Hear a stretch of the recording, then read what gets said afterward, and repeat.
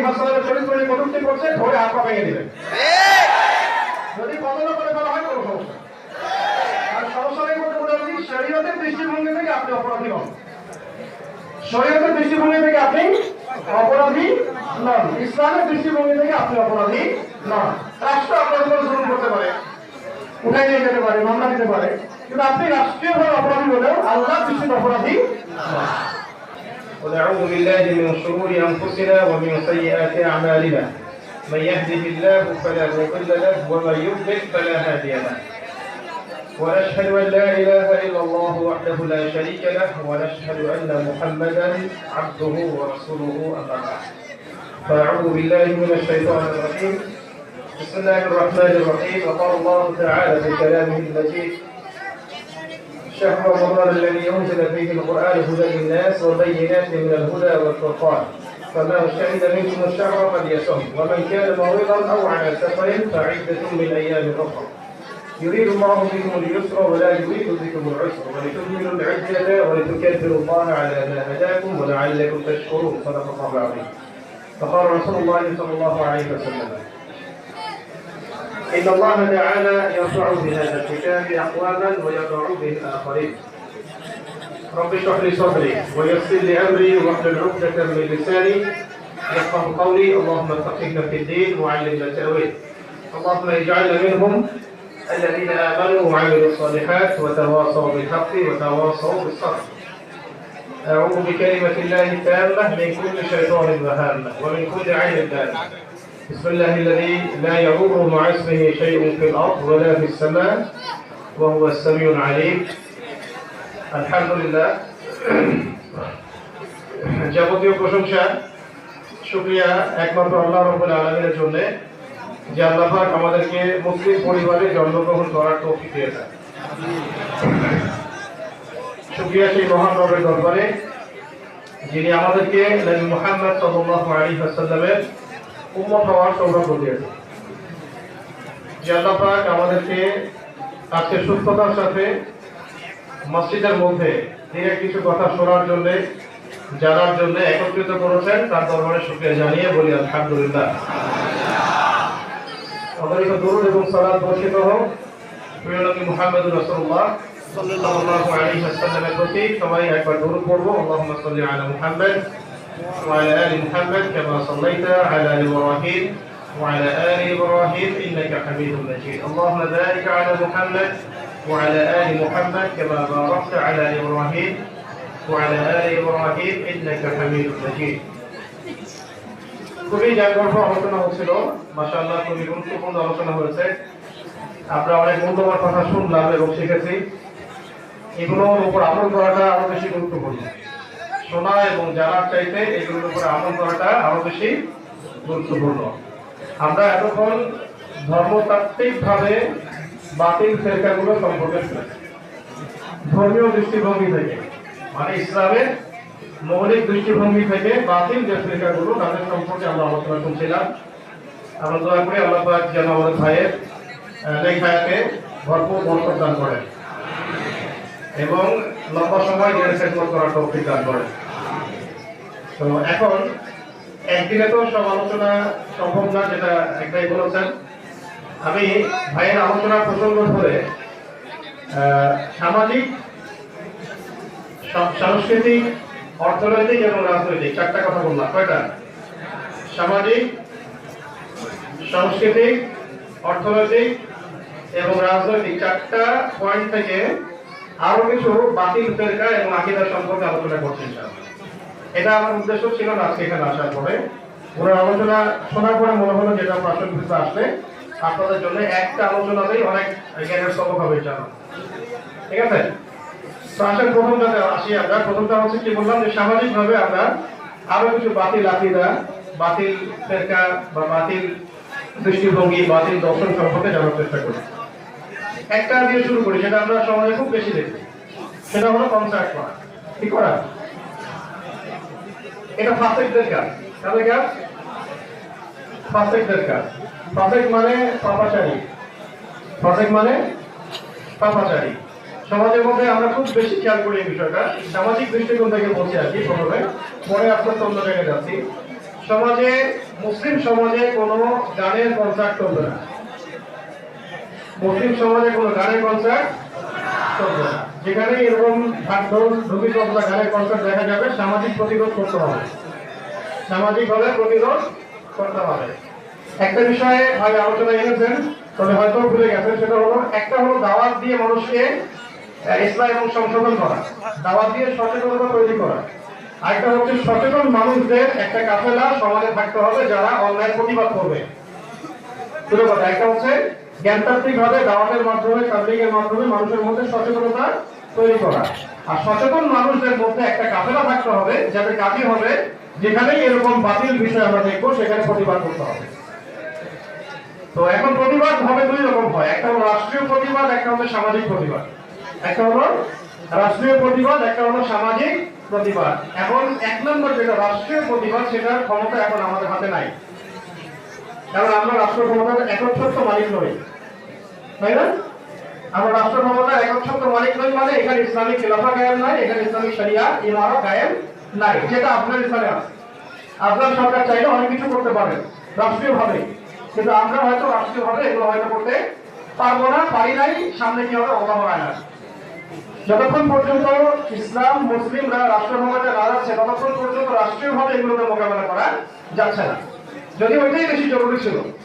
কারণ রাষ্ট্রীয় পর্যায়ে থেকে যখন এগুলোকে মোকাবেলা করা হবে তখন ফলাফলটা খুব কি আসবে, দ্রুত আসবে এবং স্থায়ী ফলাফল আসবে ইনশাআল্লাহ। তো যেহেতু আমাদের কাছে এখন সেই ক্ষমতাটা নাই, তাহলে প্রতিবাদটা হবে কি হবে, সামাজিক ভাবে। কি হবে, সামাজিক ভাবে।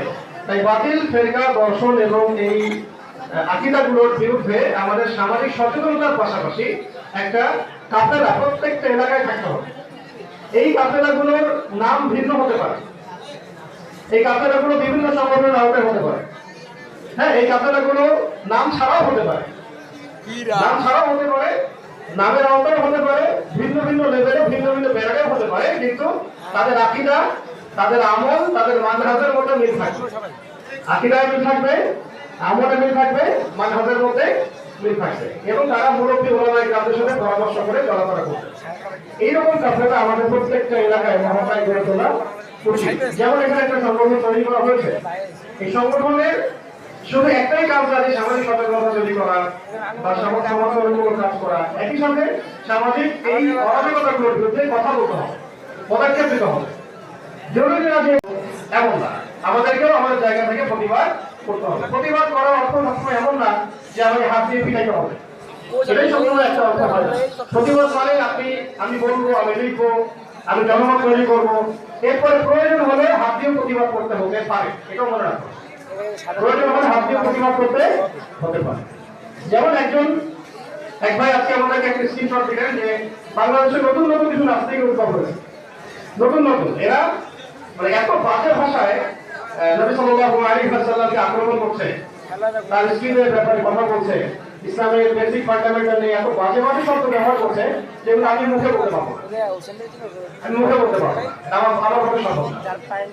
তো এখন এই মানুষগুলোকে আপনি কি শুধু মিষ্টি মিষ্টি দাওয়াত দিয়ে জানাবেন? এটার কিন্তু দরকার সামাজিক প্রতিবাদ এবং প্রতিরোধ, প্রতিবাদ এবং প্রতিরোধ। দুই একটা যদি হাত পা ভেঙে ফেলা হয় কোনো সমস্যা কিছু নেই, এটা কোনো প্রবলেম না। একটা সময় ছিল যখন এগুলো নিয়ে আমরা ভাবতাম যে হাত পা ভেঙে দিলে আবার আমাদেরকে আবার ধরে ধরে নিয়ে যাবে, তাই না? এখন এসব চিন্তা করার সময় নেই। আর এরকম কয়েকটা পদক্ষেপ নেওয়া হলে এরা ঠান্ডা হয়ে যাবে, এটা নিয়ে তো আপোষ করার কোনো সুযোগ নাই। যে ব্যক্তি নবী সাল্লাল্লাহু আলাইহি ওয়াসাল্লামের চরিত্র নিয়ে কথা বলবে, ফতোয়ার অপেক্ষা করবেন না, আপনারা প্রতিবাদ করবেন। ওলামায়ে কেরামের কাছ থেকে ফতোয়ার অপেক্ষা করার দরকার নাই, প্রতিবাদ করবেন, প্রতিবাদ করবেন। দুই একটা হাত পা ভেঙে দিবেন, তারপর দেখবেন কি হয়। এটা দরকার আছে, কারণ মুক্ত চিন্তার নামে, মুক্ত স্বাধীনতার নামে, বাক স্বাধীনতার নামে যেটাই বলবে, আল্লাহ নবীর নামে কটূক্তি করবে, আমরা চুপচাপ বসে থাকবো, এটা হতে পারে, এটা কোনো অবস্থাতেই হতে পারে না। অন্তত পক্ষে এই তরুণ প্রজন্মের এবং এই পরিবর্তিত বাংলাদেশে এইটা আমরা সহ্য করবো না। এটা এখন সামনে লড়াই স্পষ্ট হয়ে যাবে। আমি বলছি বারবার আপনাদেরকে, পুরা বিশ্ব দুইটা শিবিরে ভাগ হয়ে যাবে। কয়টা? পুরা বিশ্ব ভাগ হয়ে যাবে দুইটা শিবিরে। একটা হলো শিবির মানে জামাত শিবির না, দুইটা শিবির মানে দুইটা কি, দুইটা দলে, মানে দুইটা আকীদায়, দুইটা আদর্শে ভাগ হয়ে যাবে। একটা হচ্ছে ইমানের শিবির, একটা হলো কাফেরের শিবির। ইমানের শিবির একটা কুফরের শিবির, এর মাঝখানে কোনো দল থাকবে না। এর মাঝখানে কিছু মুনাফিক থাকতে পারে, এরা দিন শেষে ওই কাফেরদের সাথেই যুক্ত হবে, এদের সাথে আপোষ করার কোনো সুযোগ নাই। এটা বিশ্বের প্রেক্ষাপট। আর বাংলাদেশের প্রেক্ষাপটে সমাজটা সামনে ভাগ হয়ে যাবে এই দুইটার বাইরেও আরো দুইটা শিবিরে। ভালো করে বোঝেন, ওইটা বললাম বিশ্বের প্রেক্ষাপটে বিশ্ব ভাগ হয়ে যাবে দুইটা শিবির, একটা হলো ইমানের শিবির, একটা হলো কুফরের শিবির। আর আমাদের সমসাময়িক প্রেক্ষাপটে, বাংলার প্রেক্ষাপটে ইমানের শিবির এবং কুফরের শিবিরের বাইরেও আরো দুইটা দলে এই উম্মাহ ভাগ হয়ে যাবে সামনে। একটা হচ্ছে মডার্ন ইসলাম। কি ইসলাম? মডার্ন ইসলাম মানে হচ্ছে পশ্চিমাদের শেখানো ইসলাম, ওদেরকে সন্তুষ্ট করে যে ইসলাম, যে ইসলাম পালন করলে, যে ইসলামের কথা বললে, যে ইসলামের চর্চা করলে পশ্চিমাদের কোনো ক্ষতি নাই, পশ্চিমারা খুশি, রাজি, আব্বু আমেরিকাও খুশি, আম্মু ভারতও খুশি। বুঝতে পারছে? এই ইসলাম সামনে দেখবেন, এই ইসলামের সাথে কনফ্লিক্ট হচ্ছে, লড়াই হচ্ছে তাওহীদ পন্থী ইসলাম। তাওহীদ পন্থী ইসলাম কি? যে ইসলাম পালন করলে আব্বু আমেরিকা নারাজ, আম্মু ভারতও নারাজ। এই ইসলাম পালন করলে তারা খুব নারাজ। এই ইসলাম মানে প্রোটেস্ট্যান্ট ভার্সন অফ ইসলাম, এই কসমেটিক্স ইসলাম বা আমেরিকান ভার্সন অফ ইসলাম, যেটাকে আমরা বলি মডারেট ইসলাম, এই মডারেট ইসলামের সাথে প্রকৃত তাওহীদপন্থী ইসলামের সংঘর্ষ হবে সামনে। আকীদাগত সংঘর্ষ হবে, দেখে নিন, আদর্শের সংঘর্ষ হবে, লেখার মধ্যে সংঘর্ষ হবে, বলার মধ্যে সংঘর্ষ হবে, এবং মাঝ পর্যায়ে দেখবেন কনফ্লিক্ট তৈরি হয়েছে। এটা দরকারও আছে। এটা কেন দরকার আছে? আমরা তো কাফেরদের চরিত্র দেখেছি সারা ওয়ার্ল্ডে, দেখি নাই? সবার কাছে কাফেরদের জুলুম স্পষ্ট, ইহুদিদের জুলুম স্পষ্ট, আমেরিকানদের জুলুম স্পষ্ট। আমরা মুনাফিকদের চরিত্রও কিন্তু দেখেছি বাংলায়, সবার কাছে এখন স্পষ্ট। জালেমদের চরিত্র দেখেছি না? সব স্পষ্ট সবার কাছে। এই ফ্যাসিস্টদের চরিত্র দেখেছি, এটাও কিন্তু স্পষ্ট সবার কাছে, তাই না? এখনো স্পষ্ট হয় নাই যাদের সামনে, যেটা সেটা হলো মডার্ন ইসলাম পন্থীদের চরিত্র। ওইটা এখন স্পষ্ট হয় নাই, ওইটা স্পষ্ট হবে সামনে। যখন মানুষ দেখবে যে মডার্ন ইসলাম যারা পালন করে, এদের মধ্যে, এদের আকীদায়, এদের মাঝখানে, এদের চরিত্রের মধ্যে কত খারাপই আছে, তখন মানুষ আস্তে আস্তে তাওহীদপন্থী ইসলামের দিকে আসবে। ওইটার সামনের কনফ্লিক্ট, ওইটা মাথায় আগে দিয়ে দিলাম। তো সামাজিক ভাবে যে সমস্যাগুলো আছে তার মধ্যে একটা বলছিলাম যে কনসার্ট সংস্কৃতি। কি সংস্কৃতি? এই এলাকায় কোনো কনসার্ট হতে দেওয়া যাবে না। হিন্দু ধর্মাবলম্বীরা, ইহুদিরা, খ্রিস্টানরা কে কার বাসায় কি করে করুক, এটা নিয়ে আমাদের কোনো মাথা ব্যথা নাই। যেহেতু ইসলামিক রাষ্ট্র না, তাই আমরা এখানে মাথা নাক গলাতে পারছি না। এখন কথা হচ্ছে সামাজিক ভাবে আমরা যারা মুসলিম আছি, আমরা কোনো অবস্থাতে আমাদের সমাজে এইরকম অপসংস্কৃতির জায়গা দিব না। আল্লাহ পাক আমাদেরকে বোঝার তৌফিক দান করেন। 2 নম্বর একটা বিষয় হচ্ছে গায়ে হলুদ সংস্কৃতি। কি বললাম ভাই? আছে না ভাই এলাকায়? আপনি আছে? সুবহানাল্লাহ। এটা কি সুন্দর? হ্যাঁ, আচ্ছা। আল্লাহর রাস্তে কোনো প্রকার এই যে ঢাকঢোল পিটিয়ে ঘটা করে বেহায়া পড়া দিয়ে হিন্দুদের মতো গায়ে হলুদের কোনো সংস্কৃতি আমাদের সমাজে যেন না থাকে। কথা দেওয়া যাবে যে আমাদের অন্তত বিয়ের সাথে মধ্যে এগুলো থাকবে না ইনশাআল্লাহ। আমাদের বিয়েতে থাকবে অলিমা। কি থাকবে? অলিমা। আপনি 1000 মানুষকে দিয়ে অলিমা করেন, কোনো সমস্যা নেই। এটা করবে ছেলের পরিবার, মেয়ের পরিবারের উপর চাপাই দেওয়া যাবে না। আমরা ইসলামকে উল্টায় বানাই ফেলছি। খরচ হবে ছেলের পরিবারে, এটা চাপাই দেয় মেয়ের পরিবারের উপর, এটা করা যাবে না। আর বিয়ের মধ্যে কোনো যৌতুক থাকবে না, বিয়ের মধ্যে কোনো যৌতুক থাকবে না। এগুলো সামাজিক সমস্যা। ভাই তো আলোচনা করেছেন ধর্মতাত্ত্বিক ব্যাপারগুলো, আমি কিন্তু সামাজিক, রাজনৈতিক, অর্থনৈতিক সমস্যা নিয়ে কথা বলছি, ঠিক আছে? এরপরে একটা সমস্যা দেখা যায় সমাজের মধ্যে, 31st নাইটের সমস্যা দেখা যায় না? এই যে 31st নাইটে যারা মসজিদে নামাজ পড়েছে তারাও শান্তি মতো নামাজ পড়তে পারবে এই ফটকাবাজির কারণে, আতশবাজির কারণে। এটা করেছে কারা? হিন্দুরা করেছে না মুসলিমরা করেছে? তো যে মুসলমান ছেলে, যে মুসলমান মেয়ে এই সংস্কৃতি লালন করে, তাকে কি আমরা প্রকৃত মুসলিম বলতে পারবো? হাদিসে স্পষ্ট এসেছে যে ব্যক্তি যে কওমের অনুকরণ করবে তার সাথে তার ফসল হবে, তার সাথে কাজে হবে, ফসল হবে। মানে দেশের তাহলে কওমের ফসলই হোক। যে ব্যক্তি কোনো কওমকে অনুসরণ করে সে তাদের অন্তর্ভুক্ত, সে তাদের অন্তর্ভুক্ত। আমরা লক্ষ্য করেছি আমরা বাসার মধ্যে শান্তি মতো রাতে ঘুমাতেও পারি না। মসজিদে নামাজ পড়েছেন, নামাজ পড়ে বাসায় গিয়েছেন, এই শব্দ দূষণে, আতশবাজিতে, পটকাবাজিতে বাসার হার্টের পেশেন্ট, শিশু, বৃদ্ধা মহিলা শান্তি মতো ঘুমাইতে পারে না। এই কাজগুলো কি হিন্দুরা করেছে? মুসলমানের সন্তানরা করেছে। তাই যদি আমাদের কোনো ভাই, কোনো বোন বা আমাদের কোনো পরিবারের সাথে সম্পৃক্ত থেকে থাকেন, তওবা করে ফিরে আসতে হবে, কালিমা পড়ে পরিপূর্ণ মুসলিম হতে হবে। আল্লাহ তৌফিক দান করেন। আর এরপর থেকে সামাজিকভাবে এগুলোকে প্রতিহত করতে হবে, সামাজিকভাবে এগুলোকে প্রতিহত করতে হবে, বলতে হবে। কথা না বললে, একটু মুভমেন্ট না করলে এগুলো বন্ধ হবে না। শুধু মিষ্টি মিষ্টি ওয়াজ দিয়ে এগুলো হবে না। ওয়াজ দিয়ে হয়তো আমরা আপনাদেরকে সচেতন করতে পারি, কিন্তু সামাজিকভাবে এটাকে বন্ধ করা যাবে না। কিছু রাম, কিছু বাম, কিছু সুশীল সবসময় এগুলোর পক্ষে থাকবে, বৌমাদের পক্ষে থাকবে, সংসারের পক্ষে থাকবে, এই পটকাবাজির পক্ষে থাকবে। এদেরকে গন্ডিতে ধরার সময় আমাদের এখন নাই। এদেরকে আমরা কোনো হিসেবে ধরবো না। এদের সংখ্যাও দেশে বেশি না, 4-5% বেশি হবে না। এদেরকে আমরা কোনো অবস্থায় কি করবো না, হিসেবেই ধরবো না। আল্লাহ আমাদেরকে তৌফিক দান করে। এরা আমাদেরকে বলবে মৌলবাদী, তৌহিদি জনতা আমরা ঠিকই মারতে পারে, মারতেছে না অনলাইনে।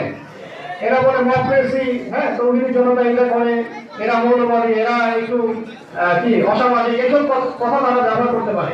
এগুলোকে দেখারও সময় নেই আমাদের, শোনারও সময় নেই, এদেরকে হিসেবে ধরো কোনো প্রয়োজন। আল্লাহ পাক আমাদের বোঝার তৌফিক দান করে। আমরা এদেরকে হিসেবে ধরি বলেই এরা এই স্পর্ধাগুলো দেখায়। একটা বইমেলা হচ্ছে, এখানে নবী সাল্লাল্লাহু আলাইহি ওয়াসাল্লামের চরিত্রে মানে কটূক্তিকারীর বইও বিক্রি হচ্ছে। আর কেউ যদি প্রতিবাদ করতে যায়, তাকে ভিডিও উপস্থাপন করা হচ্ছে যে সে উগ্রতা প্রদর্শন করছে, তাই না? আমরা এগুলো ভিডিও দেখলাম। অথচ এটা মুসলিম প্রধান রাষ্ট্র, 90% মুসলিমের রাষ্ট্র। এখানে নবী সাল্লাল্লাহু আলাইহি ওয়াসাল্লামের চরিত্র নিয়ে কথা বলবে, তার বইও আবার বিক্রি হচ্ছে। তো এগুলো প্রতিবাদ করা আমাদের উপর ফরজ দায়িত্ব, ইমানি দায়িত্ব। ওই রামবাম প্রগতিশীলরা যতই বলুন দেখুন, আমরা আমাদের দায়িত্ব থেকে সরে যাবো না। হ্যাঁ, এখন কথা হচ্ছে একটা বিষয় ঠিক আছে, যে আমরা সবাই কিন্তু আইন আমার হাতে তুলে নিব না। আমরা কি করবো না, আইন হাতে তুলে নিব না। আমরা এলাকা ভিত্তিক প্রতিরোধ করবো ঠিকই, কিন্তু আমরা নিজের হাতে দেশের আইন উঠায় নিব না। কিন্তু প্রতিবাদ তো করা যায়, প্রতিবাদ অনেকভাবেই করা যায়। প্রতিবাদ করা তো শুধু ভাঙচুর করা না। ইয়াং জেনারেশনকে দেখা যায় প্রচুর ফ্রি মিক্সিং এর মধ্যে, নারী পুরুষ, ছেলে মেয়ে, অবাধ মেলামেশা। অবাধ মেলামেশার সংস্কৃতি পশ্চিমাদের সংস্কৃতি, এটা মুসলমানদের সংস্কৃতি না। ছেলে একটা বালেক ছেলে, বালেক মেয়ে অবাধ মেলামেশা যেতে পারবে না, হারাম তার জন্য। তার জন্য এটা পুরাই হারাম। এমনকি চাচাতো বোন, চাচাতো ভাই, খালাতো বোন, খালাতো ভাই, এইরকম অবাধ মেলামেশার কোনো সুযোগ নাই। কাজিন অবাধ মেলামেশার কোনো সুযোগ নাই। আমার এই স্কুলের ফ্রেন্ড, কলেজের ফ্রেন্ড, জাস্ট ফ্রেন্ড, অমুক ফ্রেন্ড, এইসব করার কোনো সুযোগ ইসলামে নাই। মানে অবাধ মেলামেশার কোনো সুযোগ ইসলামে দেওয়া হয় নাই। ইসলামে দেওয়া হয়েছে শুধু বিয়ের সুযোগ। কিছু সুযোগ বিয়ে করার এবং দাসদাসী রাখার অবস্থা এখন আসে নাই। ওটা জিহাদের মাঝে জিতলে পরে পাওয়া যায়, এমন তো জিহাদও নাই, ওটা তো নাই। ঠিক আছে, ওইটা আলোচনা কথা হচ্ছে স্ত্রীর সাথে আপনি বান্ধবীর মতো, বন্ধুর মতো বা গার্লফ্রেন্ডের মতো, ওয়াইফের মতো সব আচরণ করতে পারবে, কোনো সমস্যা নেই। কিন্তু এর বাইরে কোনো মানে গায়রে মাহরামের প্রতি কোনো প্রকারের ফ্রি মিক্সিংয়ের সুযোগ ইসলাম দেয় না। আমাদের সমাজের একটা মহামারী না, এইটা যে হারাম, কয়জন মানে কয়জন, এটা যে হারাম, এটা মানে কয়জন? প্রত্যেকের স্কুলে ফ্রি মিক্সিং চলতেছে, কলেজের মধ্যে ফ্রি মিক্সিং চলতেছে, ইউনিভার্সিটির মধ্যে ফ্রি মিক্সিং চলতেছে, প্রত্যেকের ঘরে ঘরে দেখেন এই কাজিন ফ্রি মিক্সিং চলতেছে। এমন একটা লেভেলে চলে গেছে যে কোনো ক্ষেত্রে মাহরাম আর নন মাহরাম মানানোর কোনো প্রয়োজন মনে করতেছে না। এমন একটা অবস্থায় সমাজ আসছে যে মাহরাম নন মাহরাম এটা যে মানতে হবে, এর প্রয়োজনীয়তাও তার অনুভব করছেন না। এগুলো সম্পূর্ণ হারাম সংস্কৃতি। এগুলো যে সমাজে থাকবে, সেই সমাজে আল্লাহর গজব নেমে আসতে পারে। আল্লাহ পাক আমাদেরকে হেফাজত করবে। এর পাশাপাশি অন্যতম সমস্যা সামাজিক, সেটা হচ্ছে কিশোর গ্যাংয়ের সমস্যা। কি সমস্যা? এটাতে আমাদের অনেক তরুণ যুবক ভাই কিন্তু ইনভলভ হয়ে গেছে। বিভিন্ন সংস্কৃতি দেখে দেখে তারা এগুলো শিখছেন এবং এগুলোর মধ্য দিয়ে তারা নিজেদের পরিসর কালটাকে নষ্ট করছেন। যৌবনে যাওয়ার আগেই ধরে পড়ছেন। এই অপরাধটা যে এত প্রকট অপরাধ, আপনাদেরকে আমরা কিভাবে বুঝাবো? এই যে জুলাই বিপ্লব হলো বা জুলাই অভ্যুত্থান যেটা হলো, অনেকে বিপ্লব বলে, কেউ বলে অভ্যুত্থান। আমরা বলি অভ্যুত্থান। আমরা কি বলি? আমরা বিপ্লব বলি না কেন? কারণ বিপ্লব মানে একটা বিষয়কে উল্টে পাল্টে নতুন কিছুকে প্রতিষ্ঠা করা। আর অভ্যুত্থান মানে একটা সিস্টেম ঠিকই থাকে, শুধু হাত বদল হয়। সিস্টেম ঠিক থাকে কি হয়, ক্ষমতার হাত বদল হয়। এখন কি সিস্টেম চেঞ্জ হয়েছে? সিস্টেমের জায়গায় আছে, কিন্তু ক্ষমতার হাত বদল হবে আর কি, এই আর কি বিষয়। আর অভ্যুত্থান এটা হলো অভ্যুত্থান। আর বিপ্লব কি? আবু জাহেলের সমাজকে পরিবর্তন করে মুহাম্মদ সাল্লাল্লাহু আলাইহি ওয়াসাল্লামের সমাজে পরিণত করা। এটা কি বলে? বিপ্লব। যেটা হয়েছে সিরাতে নবী সাল্লাল্লাহু আলাইহি ওয়াসাল্লাম যে করে দেখিয়েছেন, দেখেন নাই? এটা নিয়ে আলোচনা শুনতে চাইলে 22 তারিখে আপনারা কনভেনশন সেন্টারে আসেন, পুরো দিন ব্যাপী সিরাত শিখবেন ইনশাআল্লাহ। কিভাবে নবী সাল্লাল্লাহু আলাইহি ওয়াসাল্লাম একটা শিরকি কুফরি সমাজকে উপরে ফেলে তাওহীদের সমাজে পরিণত করবেন, এটা জানতে হলে সিরাতের পুরো বই জানতে লাগবে। আর এই কাজটা আপনি একদিনে পেতে চাইলে কনফারেন্সে দেখতে পারেন, অথবা নিজে পড়াশোনা করেন, ওলামা কেরামের সহযোগিতা থাকেন, শিখে নেবেন ইনশাআল্লাহ। যেটা বলছিলাম যে এটা যে কত বড় অপরাধ কিশোর গ্যাংয়ের, সেটা বোঝানোর জন্য বলছি। ধরেন কোন এক ভাই কিশোর গ্যাংয়ের একটা দল করে, আর একটা ভাই আরেক দল করে। এখন বিনা অপরাধে এক ভাই আরেক ভাইকে লাঠি দিয়ে একটা বাড়ি দিচ্ছে। কয়টা বাড়ি? একটা।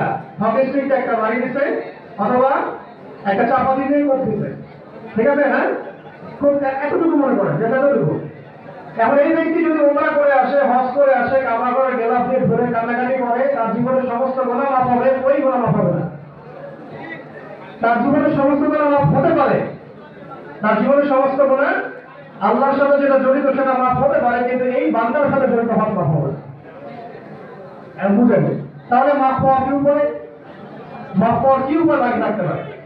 একটা হচ্ছে ওই আঘাতের বদলে সমপরিমাণ আঘাত তাকে ভোগ করতে হবে। সেটার জন্য ইসলামের হুদুদ এবং কিসাসের কিছু বিষয় আছে। এটা ইসলামের শরীয়ত কায়েম নাই, তাই বাংলাদেশে এটা বাস্তবায়ন হচ্ছে না। তাহলে কি সে পাপ হয়ে যাবে? উত্তর না। এই অপরাধের শাস্তি তাকে পরকালে ভোগ করতে হতে পারে। যদি দুনিয়াতে বিচার না হয়, আল্লাহ দুনিয়াতে মাফ করে না দেন, মাফের কোনো সুযোগ না দেন, আর ওই বান্দা যদি মন থেকে মাফ না করে, তাহলে পরকালে তাকে অবশ্যই সাজা ভোগ করতে হবে। তারপর পরকালে আপনি কিভাবে এটা সাজা ভোগ করবেন? আর কিয়ামতের মাঠে এমন অনেক মানুষ উঠবে, এটাও তুলে রাখেন। কিয়ামতের মাঠে এমন অনেক মানুষ উঠবে যারা নামাজ, রোজা, হজ, যাকাত, উহুদ পাহাড়ের পরিমাণ নেকি নিয়ে উঠবে, কিন্তু তার সামনে বহু মানুষ দাঁড়িয়ে থাকবে। কাউকে গালি দিয়েছে, কাউকে এভাবে আঘাত করেছে, হ্যাঁ, কাউকে অপবাদ দিয়েছে, কারো সম্মানহানি করেছে, কারো কাছ থেকে অর্থ নিয়েছে, ফেরত দেয় নাই, কারো সম্পদ লুটপাট করে খাইছে, ইত্যাদি ইত্যাদি। এক কথায় বান্দার সাথে জড়িত হক ছিল। কি ছিল? বান্দার সাথে জড়িত হক ছিল। এই বান্দার সাথে জড়িত হক কিয়ামতের মাঠে মাফের উপায় কি? আল্লাহ পাক ফেরেশতাদেরকে বলবেন যে এই ব্যক্তির আমলনামা থেকে নেকি দিয়ে দিয়ে তাদের ঋণ পরিশোধ করো। ওই নামাজের নেকি থেকে নেকি দেওয়া হবে, উমরা থেকে নেকি দেওয়া হবে, বুঝতে পারছেন কথা? যাকাত থেকে নেকি দেওয়া হবে। তৃতীয় দিকে যদি সব নেকি শেষ হয়ে যায়, তখন ওই বান্দাদের গোলাম এই বান্দার আমলনামা চাপিয়ে দেওয়া হবে, এই বান্দা জাহান্নামে চলে যাবে। মানে শুধু বান্দার সাথে জড়িত হওয়ার কারণে কিয়ামতের মাঠে এত নেকি দিয়েও জান্নাতে যাওয়া সম্ভব। যদি আকাশ জমিন পরিমাণও অপরাধ থাকে, আল্লাহ পাক এক মুহূর্তে তা মাফ করতে পারে। হয় না? একজন ব্যক্তি ধরেন একজন ব্যক্তি ঠিক মতো নামাজ কালাম পড়ে নাই, হ্যাঁ, ঠিক মতো দিনের জ্ঞান অর্জন করে নাই, ইবাদত ঠিক মতো করে নাই, দিনের বুঝ ছিল না, একটা পর্যায়ে পর্যন্ত ছিল না, দিনের বুঝ আসছে, সে খাস তওবা করছে। খাস তওবা করে আল্লাহ পাককে বলছে, আল্লাহ আমার বিগত জিন্দেগি গুনাহগুলোকে মাফ করে দাও, আমি সারা জীবন তোমার হুকুম আহকাম মেনে চলবো। আল্লাহ পাক মাফ করতে পারেন না? পারেন না? একটা সেজদাতেও মাফ করতে পারেন কি পারেন না? এক মিনিটের দোয়াতে মাফ করতে পারেন কি পারেন না? এক ফোঁটা চোখের পানিতে মাফ করতে পারেন কি পারেন? কিন্তু ওই যে 10টা বান্দা, ওই 20টা বান্দা, ওই 50টা 100টা বান্দা যে আপনি হক নষ্ট করেছেন, ওগুলো কিভাবে মাফ? যতক্ষণ না সেই বান্দার আপনাকে মাফ করছেন, ততক্ষণ পর্যন্ত মাফ হচ্ছে না। কঠিন না বিষয়টা? তাহলে কিশোর গ্যাংয়ের মধ্য দিয়ে বান্দা হক নষ্ট হচ্ছে না? এই চুরি করার মধ্য দিয়ে, চিন্তায়ের মধ্য দিয়ে রাহাজানি করা হচ্ছে, দেখতেছেন না ঢাকা শহরের অবস্থা? এগুলো সব বান্দার সাথে জড়িত হক হয়ে যাচ্ছে। আস্তে আস্তে উপরে লেভেলে যান, এই যে রাষ্ট্র পর্যায়ে থেকে যে বিলগুলো পাস হয়, মন্ত্রী মিনিস্টার যে মেরে মেরে খায়, এগুলো বান্দার হক না? প্রাণের টাকা মেরে খাওয়া কিসের হক? রাস্তার টেন্ডার হয়েছে, টেন্ডারের টাকা মেরে খাওয়া কার হক? এইভাবে মাপে কম দেওয়া কার হক নষ্ট হয়? মাপে কম দেওয়া, পণ্যে ভেজাল দেওয়া, খাবারের মধ্যে ভেজাল দেওয়া, হ্যাঁ, ওই বাসি খাওয়া, টাটকা বলে চালিয়ে দেওয়া, কতগুলো দেখবেন বান্দার হক উপর থেকে নিচ পর্যন্ত নষ্ট হচ্ছে। রাষ্ট্রের সংসদ ভবন থেকে শুরু করে একেবারে মসজিদ পর্যন্ত বাংলা ভাষা নষ্ট হচ্ছে। আল্লাহ পাক আমাদেরকে সহিষ্ণুতা দান করে। এটা খুবই জটিল একটা প্রসেস, জটিল একটা মশালা। বান্দার হক নষ্ট হওয়া থেকে আল্লাহ আমাকে বাঁচান, আপনাদের সবাইকে বাঁচান। সামাজিক সমস্যা এগুলো, এর চেয়ে বড় সামাজিক সমস্যা একটা বলি ঢাকা শহরে, সেটা হচ্ছে সমকামিতা। সেটা কি? একটা তো বললাম প্রিমিক্সিং মানে জেনা, প্রিমিক্সিং মানে কি? জেনা। জেনা কিরকম খবর এটা আপনারা আমার চেয়ে ভালো জানেন, এটা নিয়ে বয়ান করার কথা নেই। জেনা এখন স্কুল থেকে শুরু হয়েছে। জেনা স্কুল থেকে জেনা, স্কুলের আগে জেনা, কলেজে গিয়ে জেনা, ইউনিভার্সিটিতে গিয়ে জেনা, তারপরে মাস্টার্সে গিয়ে জেনা, চাকরি ক্ষেত্রে জেনা, ব্যবসায় গিয়ে জেনা, গার্মেন্টসে গিয়ে জেনা, এমনকি দেখা যায় যারা প্রিমিক্সিং এর রাজনীতি করতেছে ওইখানেও জেনা। তাই আমি শোনা জেনাটাকে মানুষ এখন হালকা করে ফেলছে। আল্লাহ পাক আমাদেরকে জেনা থেকে বাঁচার তৌফিক দান করে। অথচ অবিবাহিত কোনো ছেলে বা মেয়ে যদি একবার জেনা করে তাকে 100টা বেত্রাঘাত করতে হবে ইসলামের শাস্তি। তাও জনসমক্ষে। একটু চিন্তা করেন, ইসিবি চত্বরের মধ্যে মানুষ গোল হয়ে দাঁড়ায় আছে, সবাই হাজার হাজার মানুষ, আর চত্বরের উপর দাঁড়ায় একজনকে পিঠের উপর দৌড়া নামা হচ্ছে। দৃশ্যটা কেমন লাগে? ওই ব্যক্তির জন্য কত কত বড় সম্মান হানি বলেন। একটা মেয়েকে মারা হচ্ছে, ওই মেয়ের জন্য কত বড় সম্মান হানি। ইসলামের শাস্তি কি? ইসলামের শাস্তি কি? এটাই, একবার জিনা করলে জনসমক্ষে 100 বেত্রাঘাত শাস্তি দেওয়া এবং 1 বছরের জন্য নির্বাসিত করতে হবে, এলাকা ছাড়া করতে হবে। এটা হলো ইসলামের শাস্তি। সূরা নূর পড়ে, সূরা নূর 1, 2, 3, 4 আয়াতগুলো পড়ে দেখেন পাবেন। আর যদি সেই ব্যক্তি বিবাহিত হয় তাহলে এরকম জনসমক্ষে তাকে কোমর পর্যন্ত মাটিতে পুঁতে ফেলে হজম করতে হয়, পাথর নিক্ষেপ করে হত্যা করতে হয়। কিসের শাস্তি এটা? ইসলামের শাস্তি। এই শাস্তি নাযিল করেছেন কে? আল্লাহ।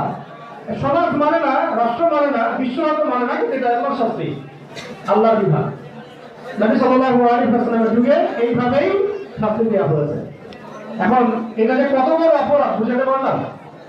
কয়েকটা অপরাধের কারণে মানুষ পৃথিবীতে বেঁচে থাকার অধিকার নষ্ট করে ফেলে, হারিয়ে ফেলে। তার মধ্যে একটা হচ্ছে যদি অন্যায়ভাবে কেউ কাউকে হত্যা করে, মুরতাদ হয়ে যায়, নবীজিকে গালি দেয়, সাথে রাসূল হয়ে যায়। আর এই বিবাহিত ব্যক্তি যদি ব্যভিচার করে তাহলে বেঁচে থাকার অধিকার নষ্ট হয়ে যায়। এর মধ্যে ধরেন একজন ব্যক্তি আরেকজন ব্যক্তিকে অন্যায়ভাবে হত্যা করেছে, ওই ব্যক্তিরও বাঁচার সুযোগ আছে। কিরকম? ধরেন ওই ভাই, এক্সাম্পল দিচ্ছি, আরেক ভাইকে অন্যায়ভাবে হত্যা করেছে।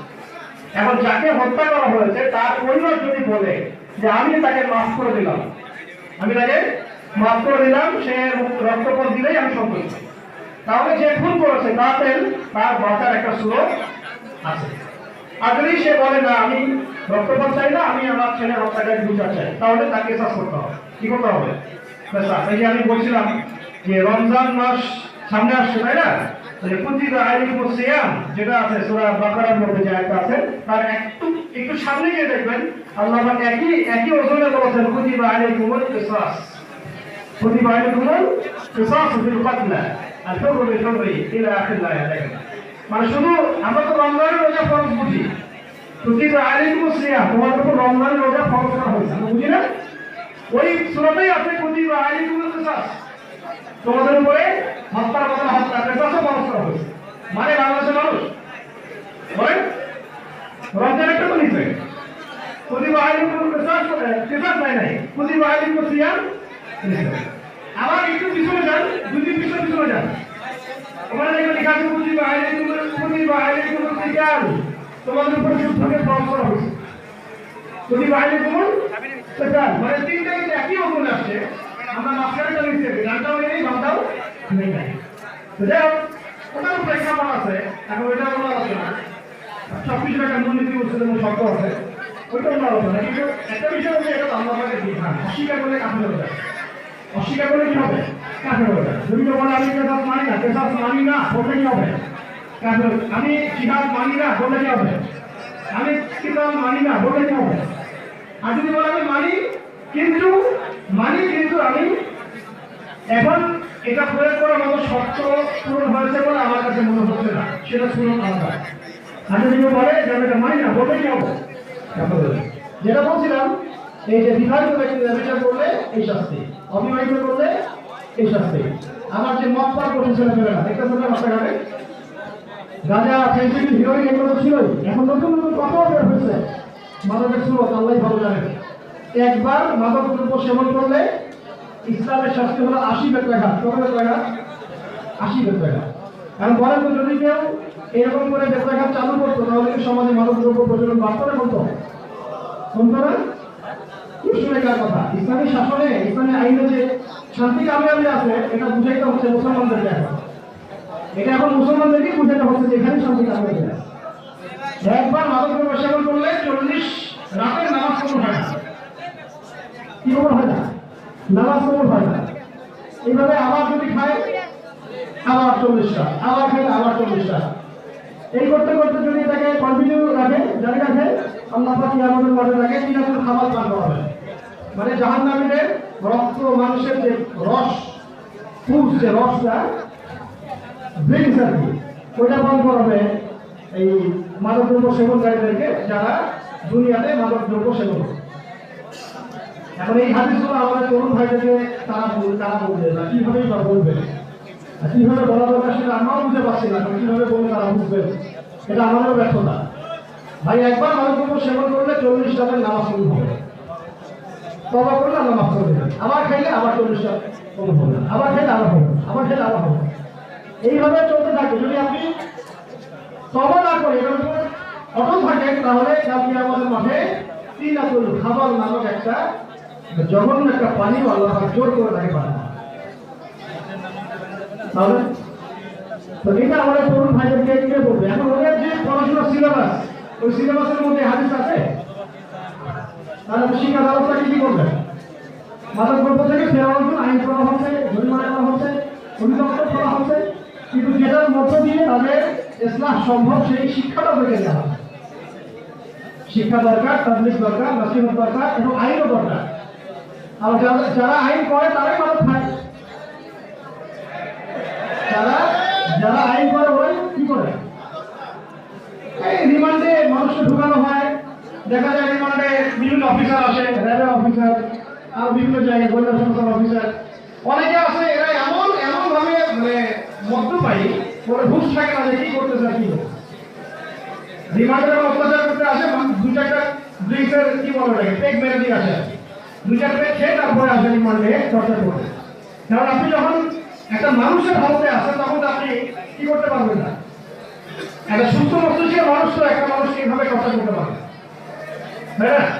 আমি এক্সাম্পল দিই, একটা কুকুর বাইরে দাঁড়ায় আছে, মনে করেন একটা কুকুর কোনো অপরাধ করে নাই, বা একটু ঘেউ মনে করছে, একটা কুকুর ঘরে একটু ঘেউ করছে, তা আপনি কি কুকুরটাকে ধরে এখন হাত বা হারিয়ে যেতে পারবেন? সুস্থ মস্তিষ্কে সর্বোচ্চ একটা ঢিল দিয়ে দাঁড়ায় দিলেন সরকার থেকে, কিন্তু আপনি নির্মম ভাবে প্রহার করতে পারবেন? আর যদি একটা বিড়াল বা একটা বিড়াল, অপরাধ একটা প্রাণী, বিড়াল কোনো অপরাধ করে নাই, ওকে ধরে ঝুলায় লটকে পিটাইতে পারবেন? পিঠে হারা দিগুলা করতে পারবেন? তাহলে একটা মানুষকে আরেকটা ফেরত সমাজে কি করেছে, সেটা হলো লিভ টুগেদার। কি টুগেদার? লিভ টুগেদার মানে বিয়ে করার আগে ছেলেদের একা একা থাকবে, মানে 6 মাস 1 বছর থেকে দেখবে কেমন ব্যবহার করে, দেখবে কেমন চলে কিনা। যদি মনে হয় চলে তাহলে বিয়ে করবে। এত বড় ইস্যু, এত বড় ছোট লোক, এত বড় নোংরা, এত বড় কি বলবো, কি ভাষায় কথা বলবো না, এত বড় ইংলিশের দর্শন আছে, এত বড় জানো আছে, 1 বছর আগে কি করবে? ব্যবহার করে আগে দেখবে হ্যাঁ চলে কি চলে। আবার দেখলো ছেলে মানুষ এইটা প্রচার করতে আসে নাই, আসতে করে কিছু কিছু মেয়ে মানুষ এটা নিয়ে কথা বলতে মিডিয়ার সামনে ছেলে মানুষ আসে না, লজ্জা আসে না, ভিতরে করতেছে কিন্তু লজ্জায় মিডিয়ার সামনে আসে না, কিন্তু মেয়েদের লজ্জা একটা আসছে। এই যে লিপ্ট টুগেদার কপি ছাড়াই গেছে, বলতেছে সমাজে ডিভোর্স যেমন কমন হয়ে গেছে, ওইরকম লিপ্ট টুগেদার নাকি কমন হয়ে যাবে। সমাজে যেমন একটা ডিভোর্স মেয়ের বিয়ে আবার হয়, যেটা স্বাভাবিক, এরকম নাকি লিপ্ট টুগেদার স্বাভাবিক করতে চায় না। আরো কত সমস্যা আছে। আর একটা সমস্যা আছে, এটা আমাদের ওই বেসরকারি বিশ্ববিদ্যালয়ের কিছু ভাই আমাদেরকে সেদিন বললেন, আমি কিছু টাকা বললো ভাই আগে তো রিলেশনশিপ মানে ছেলে মেয়ের একটা প্রেম করতো, জেরা করতো, তারপর ছেলে দিত, ব্রেকআপ হয়ে যাইতো, এরপরে মাদক দ্রব্য খাইতো, হ্যাঁ খেয়ে গান বাজনা করতো, জীবনটা ঘেটে শেষ। পরে আবার এই মেয়ে যাচ্ছে কোনো বিশেষ কারণে বাসায়, ওই ছেলে আবার নিয়ে আসতেছে, খুঁজতেছে, পরে একটা মামলা করে এইভাবে অবস্থা, জীবন আগেই শেষ। প্রথমে কিন্তু ফ্রি মিক্সিং, তারপরে জেরা, তারপরে মাদক, তারপরে ইত্যাদি ইত্যাদি। এরপরে যদি ভালো হয়েও যায়, দেখা যাবে ওই মেয়ে যাচ্ছে, ছেলে যাচ্ছে কি অথচ গোড়াতেই কিন্তু সব শেষ হয়ে গেছে। মানে 18 থেকে 20 বছর বয়স হওয়ার আগে সব শেষ হয়ে গেছে। এটা ছিল আগে রিলেশনশিপ, এখনো তো আছে রিলেশনশিপ, তাই না? এখন এটা থেকে এক ধাপ আগায় একটা সামাজিক সমস্যা আছে, সেটা হলো সিচুয়েশনশিপ। সিচুয়েশনশিপ মানে এটা কোনো এটা বিয়ে করার জন্য তারা সম্পর্ক করে না, তারা যৌন চাহিদা পূরণ করার জন্য সম্পর্ক করে। দুজন দুজনের বান্ধবী বন্ধু, এরা জানে যে আমি তাকে বিয়ে করবো না, সে জানে আমিও তাকে ভবিষ্যতে বিয়ে করবো না, কিন্তু তার জন্য যৌন চাহিদা উঠে সে তার কাছে যায়, এর জন্য যৌন চাহিদা উঠে সে তার কাছে যায়। মানে এই বাংলাদেশটাকে, এই মুসলিম জনগোষ্ঠীটাকে আল্লাহর গজবের মধ্যে নিয়ে আসার এমন কোন পথ পদ্ধতি নাই যেটা কাফের, ফাসিক, জালেম, মুশরিক, মুনাফিকরা করে নাই। এমন কোন পথ পদ্ধতি নাই। ইসলামের ভাইকে বলতে দেখলে ধর্মতাত্ত্বিক ভাবে যদি এত কিছু হয়, তাহলে সামাজিক, অর্থনৈতিক, রাজনৈতিক কত ষড়যন্ত্র করতে পারে। এই সবগুলো সামাজিক সমস্যা আছে, আরো বহু আছে, কয়টা বলে শেষ করবে। সামনে একটা আসতেছে ওই যে এলজিবিটিকিউ, যেটা হচ্ছে আস্তে আস্তে চরিত্র আসছে, মানে লেসবিয়ান, গে, তারপরে আপনার ট্রান্সজেন্ডার, এইগুলো সমাজে একটা স্বাভাবিক করে ফেলার একটা প্রক্রিয়া। মানে আপনি আপনার মেয়ের জন্য, আপনার বোনের জন্য ছেলে খুঁজতে যাওয়ার আগে আপনাকে চিন্তা করতে হবে সে ছেলে নাকি মেয়ে, না ছেলে থেকে মেয়ে হয়েছে না মেয়ে থেকে ছেলে হয়েছে। 4টা অপশন আপনাকে খুঁজতে হবে। আগে 2টা অপশন ছিল, হয় ছেলে খুঁজবে মেয়েকে, মেয়ে খুঁজবে ছেলেকে। এখন খুঁজতে হচ্ছে 1টা অপশন মাথায় রেখে, এই কি আগে ছেলে ছিল মেয়ে হয়েছে নাকি মেয়ে ছিল ছেলে হয়েছে। কি প্রোগ্রেস সমাজে, তাই না? আমরা মনে করি সমাজের উন্নতির অগ্রগতি মানে হচ্ছে একদম ইন্টারনেট কানেকশন, হ্যাঁ, দ্রুতগতির ইন্টারনেট, দ্রুতগতির ট্রেন, মেট্রো রেল, এই সেতু সেই সেতু। আমরা মনে করি যে জাতিগত উন্নয়নের মনে হয় এগুলো মানদণ্ড। আসলে একটা জাতি যে মানে উন্নতি লাভ করে সামাজিক মূল্যবোধের আওতায়, এটা আমরা বুঝতে পারি। যে জাতির কোনো সামাজিক মূল্যবোধ নাই, মূল্যবোধের এত অবক্ষয়, ওই জাতি কি আপনি শিক্ষিত করবেন, উন্নত করবেন, প্রগ্রেসিভ করবেন? পশ্চিমারা এইগুলো আমাদেরকে শেখাচ্ছে, এবং ওদের যারা দোষর আছে, এজেন্ট আছে, মুনাফিক যারা আছে, এরা মুখে কালিমাও পড়ে যায়, ইলাহা ইল্লাল্লাহ পড়ে, আর সমাজে এগুলো, মুসলিম সমাজে এগুলো বাস্তবায়ন করে। আল্লাহ পাক এইসব এই ফাসিক, জালেম, মুরতাদ, মুনাফিকদের থেকে আমাদেরকে হেফাজত করেন।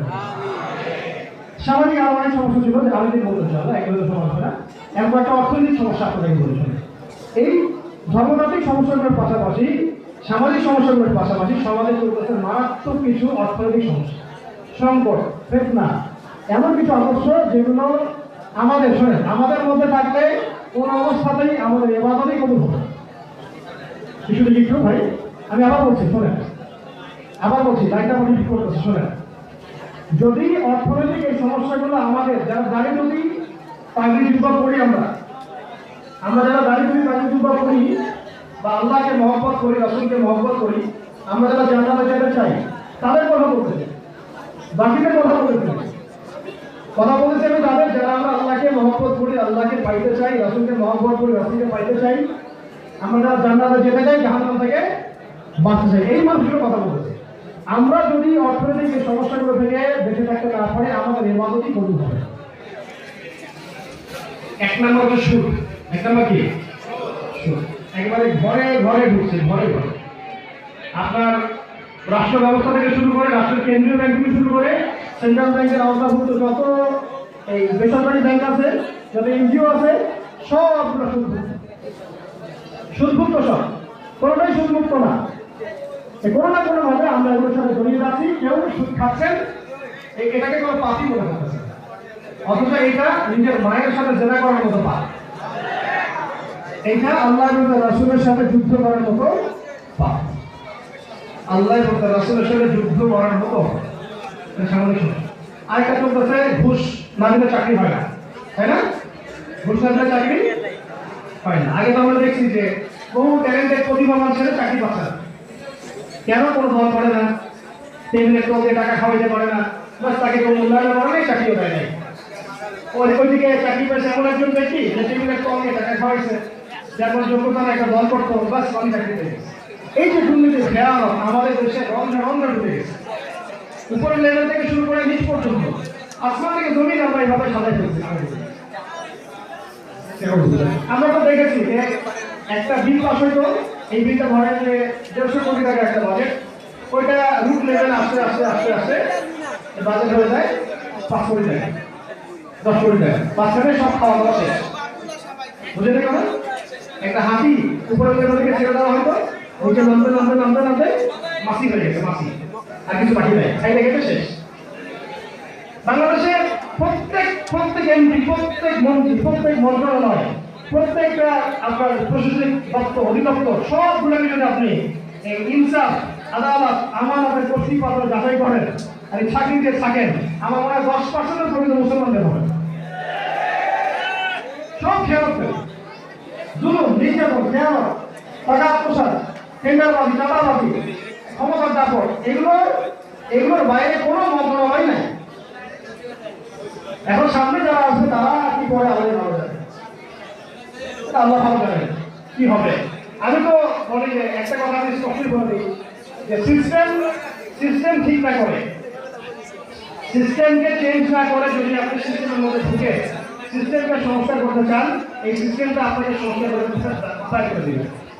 আমাদের কাছে একটা সিস্টেমকে যদি চেঞ্জ না করে, পরিবর্তন না করে ওই সিস্টেমের মধ্যেই ঢুকে, ওই দূষিত করাপ্টেড সিস্টেমে ঢুকে যদি আপনি সিস্টেমটাকে চেঞ্জ করতে চান, সিস্টেম আপনাকে করাপ্টেড করে আপনাকে ওই সিস্টেম থেকে বাইর করে দিবে। সমাধান হচ্ছে ওই সিস্টেমটাকেই চেঞ্জ করা, যে সিস্টেমটা করাপ্শনের কি সুতি কাটা, ওইটাকেই চেঞ্জ করা হচ্ছে আমাদের কাজ। তো এই কাজটা থেকে আমরা আসলে খুব একটা হাঁটতে চেষ্টা করছি বলে আমার কাছে মনে হচ্ছে। আমরা ঘুরে ফিরে ওই সিস্টেমের মধ্যে থেকেই ওই সংস্কার এইসব কথাবার্তা বলতে চাই, এগুলো দিয়ে খুব একটা ফায়দা হবে বলে আমি মনে করি। সিস্টেমটাকে চেঞ্জ করা হচ্ছে আমাদের মূল কাজ। আমরা মানে আল্লাহর বিধানের বাইরে, রাসূলের বিধানের বাইরে নিজেদের মানব রচিত সংবিধান, তন্ত্র, মন্ত্রগুলো এত বেশি গুরুত্ব দেওয়া শুরু করছি, মনে হয় যেন ওগুলো আমাদের ধর্মগ্রন্থ ঘটানো শুরু। ওরা হাতি দেওয়া যাবে না, বলাও যাবে না, ছোঁয়াও যাবে না, আপনার এরকম এগুলো আইন করছে না। এগুলো আইনকে আল্লাহ করে দিয়েছেন, রাসূল করে দিয়েছেন, আমরা করেছি। তা আমাদের জ্ঞান কি খুব অসীম জ্ঞান নাকি? আমাদের কি এমন যেটা চূড়ান্ত সত্য? এর হাত দেওয়া যাবে না, সংশয় করা যাবে না, এটা কি ধর্মগ্রন্থ নাকি? এখন একটা সময় ছিল খবরদার সংবিধান নিয়ে কোনো কথা বলে না, খবরদার সংস্কার নিয়ে কোনো কথা বলে না, তাই না? ভাববেন এমন যে এটা মনে হয় আমাদের একটা ধর্মগ্রন্থ মনে হচ্ছে এটা আল্লাহর পক্ষ থেকে আসছে। কি হয়েছে? সব কথা বলে কি হবে? সংস্কার বলে কি হবে? যেটা ভুল সেটা সংস্কার করবে না। যেখানে আল্লাহ হারামকে হারাম করে দিচ্ছে, আল্লাহ হারামকে হারাম করে দিচ্ছে, এটা সংস্কার করতে হবে না। ওটাই হচ্ছে নবী সাল্লাল্লাহু আলাইহি ওয়াসাল্লাম করেছিলেন আইয়ামে জাহিলিয়া। উনি আল্লাহ বিরোধী সমস্ত বিষয়গুলোকে ঘোড়ার থেকে উপরে ফেলে দিয়েছেন, দিয়ে আল্লাহ বিধান দেন। এটা হলো সিরাতের আলো না আমাদের কাজ। এখন অনেক কথা হচ্ছে, দেখা যায় সামনে কি হয়, মূল কথা হচ্ছে প্রত্যেকটা ডিপার্টমেন্ট থেকে আমরা যদি এই দুর্নীতিগুলোকে বন্ধ করতে পারি, এবং আপনারা যদি আমার ঘুরে ফিরে এই দুর্নীতিবাজদেরকেই তাদের উপরে নিয়ে আসেন, তাহলে আমরাও সমান অপরাধী হব, কোনো সন্দেহ নেই। আমরা সমান অপরাধী হবার কোনো সন্দেহ নাই। অতএব এখন যেন আহম্মকের মতো কোনো সিদ্ধান্ত না নেই। আমরা বহু দেখছি, আমরা 100 বছর, 50 বছর, 60 বছর, 40 বছর দেখছি না, আমরা অনেক কিছু ডান বাম উপনিষ বহু দেখছি আমরা। এখন আমরা দেখবো ইসলামপন্থীরা কি করে। তবে ইসলামপন্থীরা যদি মানে আল্লাহ দেওয়া অনুগ্রহ পেয়ে মানুষের সাথে গাদ্দারি করা শুরু করে, ওই পশ্চিমাদেরকে সাফ করা শুরু করে, তাহলে তাদেরকেও আল্লাহ পাক রাখবেন না। আল্লাহ পাক কোনো খেয়ালকারীকে রাখবেন না। আপনারা যাও সবাই দিকে, আর যখন তারা সরে যায়, এমনভাবে সরে যায় দেখেন মনে হচ্ছে তাদের অস্তিত্বই কখনো ছিল, তাই না বিষয়টা? আর আমার সাথে আমরা যেন ফেরত করতে না যাই, আল্লাহ পাক আমাদের হেফাজত করেন, বোঝা করতে। তো দেখেন শুধু থাকলে কি এবার হবে?